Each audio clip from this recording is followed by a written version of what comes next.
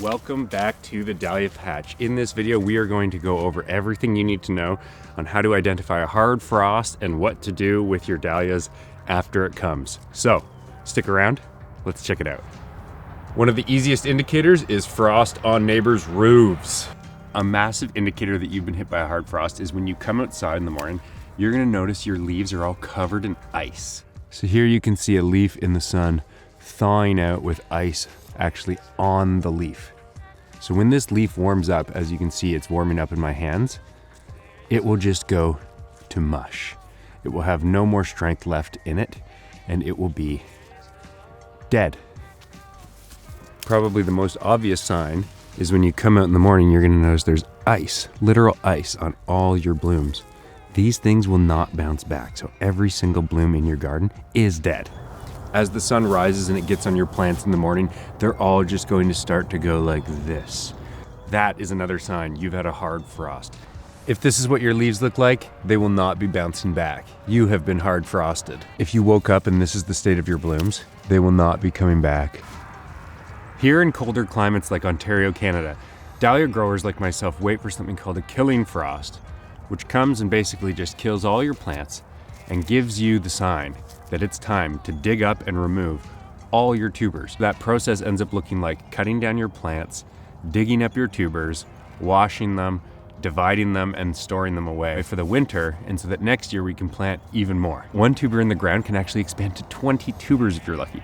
So it's really fun to dig them up. It's just a messy process. This is a really good sign that you've had a hard frost. See how black and droopy the leaves are becoming?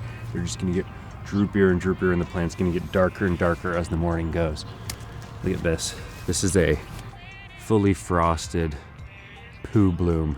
And so you can tell it just starts deflating. It loses all of its strength, and it slowly becomes mush as the warmer minutes creep up on us this morning. So another good sign of a hard frost. As the sun rises and melts the frost off of your dahlia leaves, the plants actually immediately start to die. So look at this plant.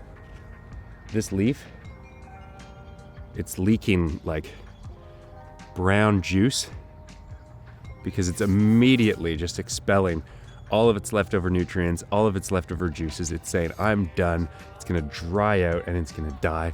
And tomorrow, this plant is gonna be completely black. Maybe not even tomorrow, maybe by like later this afternoon. This plant will just be black. I'm gonna wait and I'm gonna film that so you guys can see what it really looks like. Ew, and it stinks. It actually starts to smell like plant decay. So these are all signs that you've been hit by a hard frost. So if you're new to growing dahlias and you're trying to identify if you've been hit by a hard frost, that should help you identify it. And now you might be thinking, what do I do now? All the plants are dying. Do I leave the tubers in the ground?